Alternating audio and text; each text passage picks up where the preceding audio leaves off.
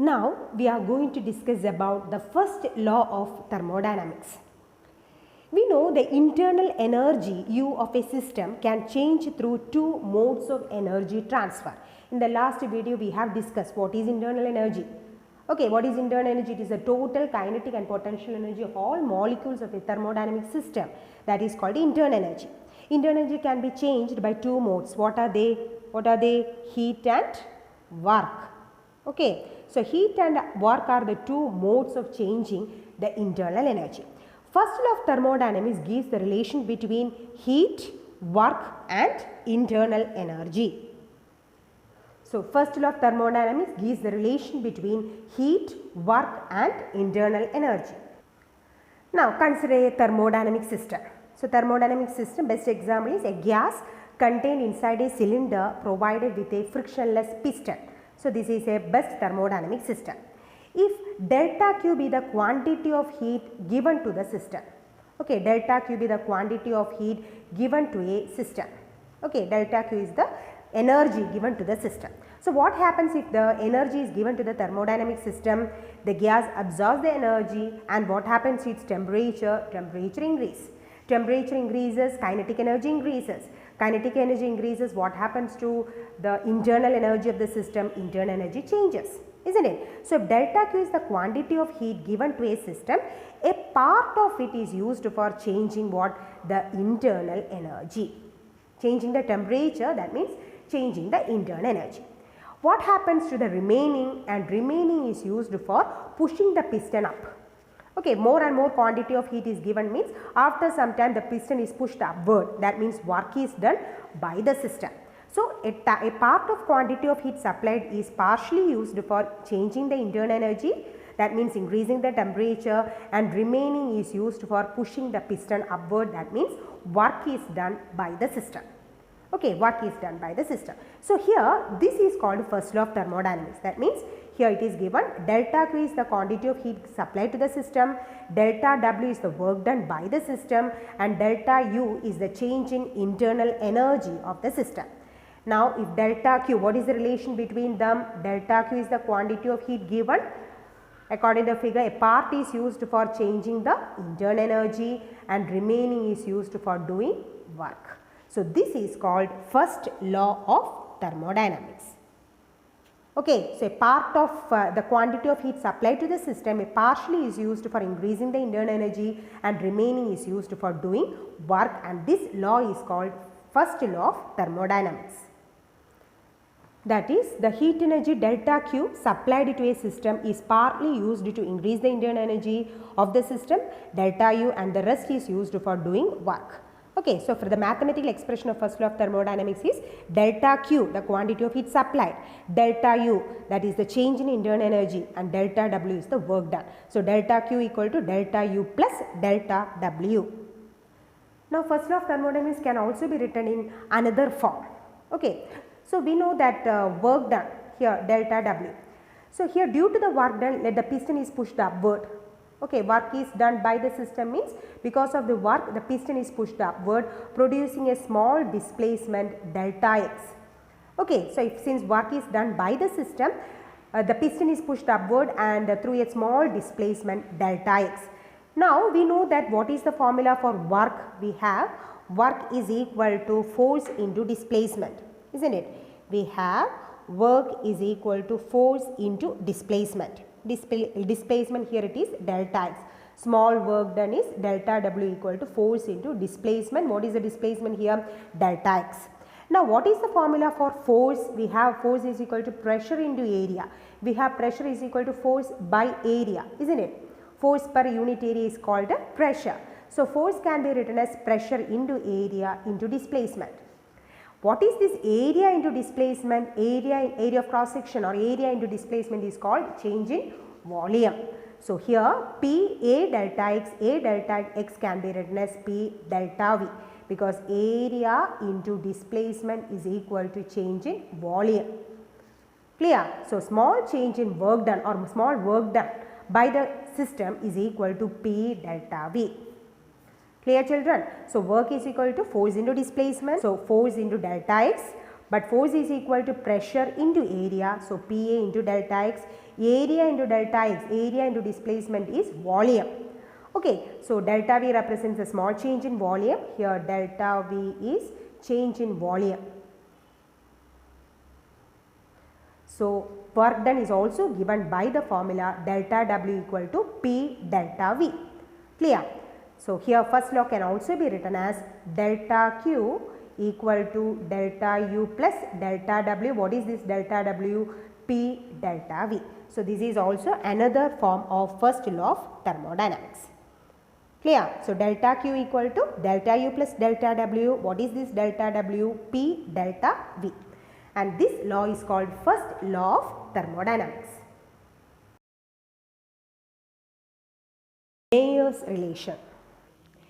We know the quantity of heat required to raise the temperature of m mass of a substance by delta T degrees Celsius or delta T Kelvin is given by delta Q equal to ms delta T, isn't it? If there is any change in temperature, then the quantity of heat required is given by delta Q. Okay, small quantity of heat is delta Q equal to ms delta T, where m represents the mass of the substance, S is called specific capacity, and delta T is the change in temperature. For gases, mass is expressed in mole. Then it is given by delta Q equal to mass. If it is expressed in moles, it is represented by mu. Okay, mu represents mass expressed in mole, and in that case, if mass is expressed in mole, we know that specific capacity is called molar specific capacity, C into delta T. Okay children, so if mass is expressed in kilogram, it is ms delta T. If mass is expressed in mole, where mu is mass expressed in moles.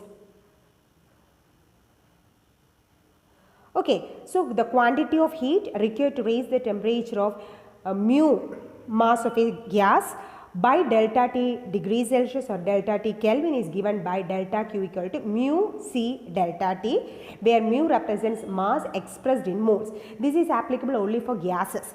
And what is this C called? We know it is called molar specific heat capacity. Clear?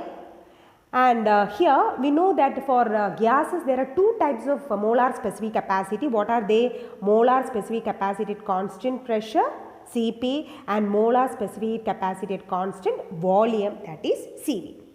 Clear children? So Cp is molar specific heat capacity at constant pressure and Cv is molar specific heat capacity at constant volume.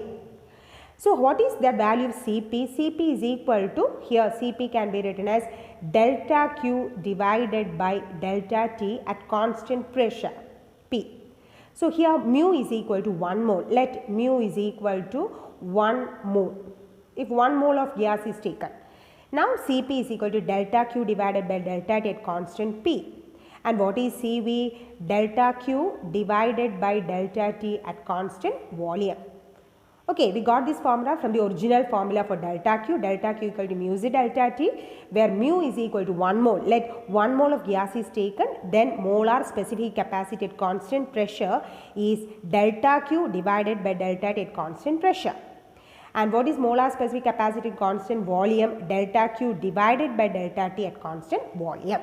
So we know that molar specific heat capacity at constant pressure is delta Q by delta T at constant P, and molar specific capacity at constant volume is delta Q by delta T at constant V. Mayer's relation relates this Cp and Cv. Okay, the relation between Cp and Cv, that is given by the relation called Mayer's relation. Consider 1 mole of gas is enclosed in a cylinder closed with a frictionless piston. Let delta Q be the quantity of heat absorbed by the gas at constant volume.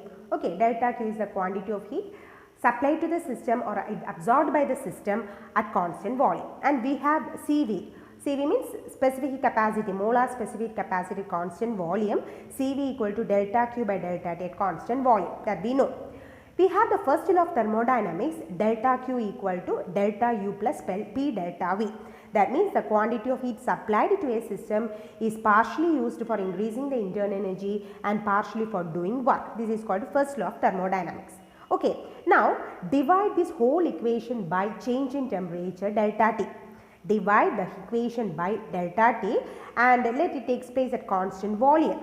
Okay, so we can write delta Q by delta T at constant volume, because delta Q is the quantity of heat supplied at constant volume, and delta Q by delta T at constant V equals delta U by delta T at constant V plus P delta V by delta T at constant volume. Okay, what is this delta Q by delta T at constant V? That is called CV. And we know that internal energy depends only on temperature. Either volume remains constant or temperature remains constant. Internal energy depends only on temperature. So no need to put this suffix V here, because internal energy does not depend on volume or pressure. It depends only on temperature. Now what is this P delta V by delta T at constant volume? Here volume is kept to constant. So what is the change in volume? Change in volume equals 0, because volume is kept to constant, no? So delta V equal to 0. Hence we can write P delta V by delta T at constant V equal to 0, because volume is a constant. Also delta U by delta T at constant V equal to delta U by delta T.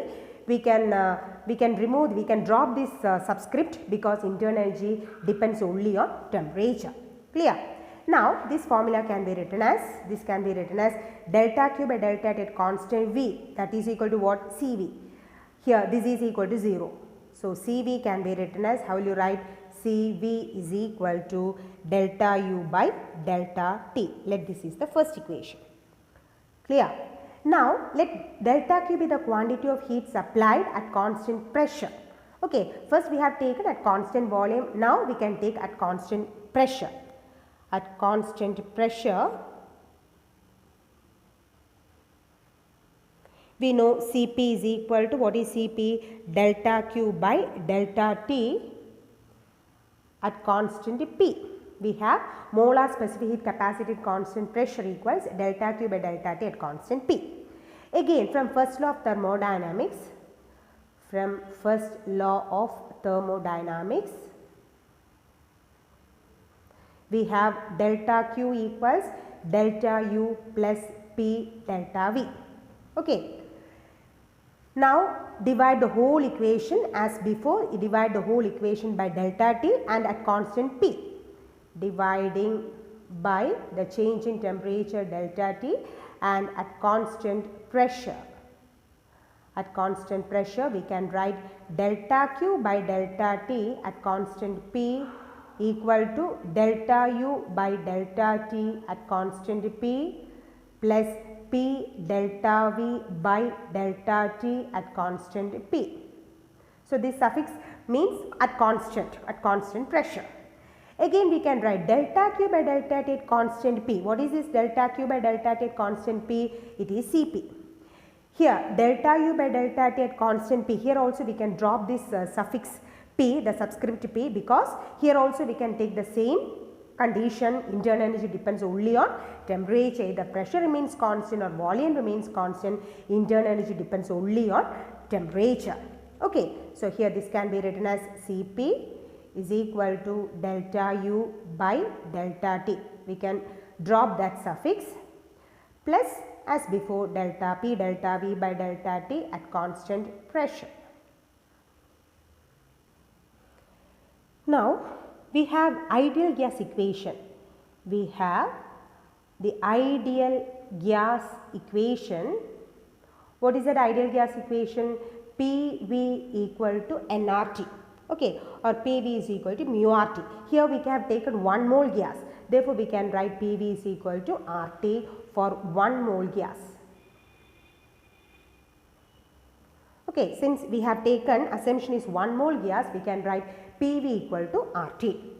Now, if pressure is kept constant, at constant pressure, we know that if gas is heated at constant pressure, what happens to volume? Volume changes. Similarly, what happens to temperature? Temperature also changes. Okay, so at constant pressure, if gas is heated means volume changes, temperature also changes. Therefore, at constant pressure, we can write P delta V is equal to R delta T, or P delta V by delta T is equal to R. Okay children, So P delta V equal to R delta T, because pressure is kept constant, volume changes, temperature also changes. Or delta T can be taken here, P delta V by delta T is equal to R. Here it takes place at constant pressure. Clear? We can put the suffix P here. Clear? So here substitute P delta V by delta T at constant P is equal to R in this equation. So we have P delta V by delta T at constant P is equal to R. Clear? So we can substitute. So therefore we can write substituting Cp equal to delta U by delta T plus P delta V by delta T at constant P. That can be substituted as R. Okay. So plus R. But what is this delta U by delta T? We know that from the first equation, delta U by delta T is equal to what? Cv. Isn't it? Delta U by delta T, internal energy change divided by the change in temperature is equal to Cv. Therefore, we can substituting delta U by delta T is equal to Cv. We can write Cp is equal to Cv plus R, or Cp minus Cv is equal to R, and this relation is called what? Mayer's relation. This is called Mayer's relation. Okay children, so relation between molar specific heat capacity at constant pressure and molar specific capacity at constant volume is Cp minus Cv equal to R. What is this R called? It is called universal gas constant. Okay, so this relation is called Mayer's relation.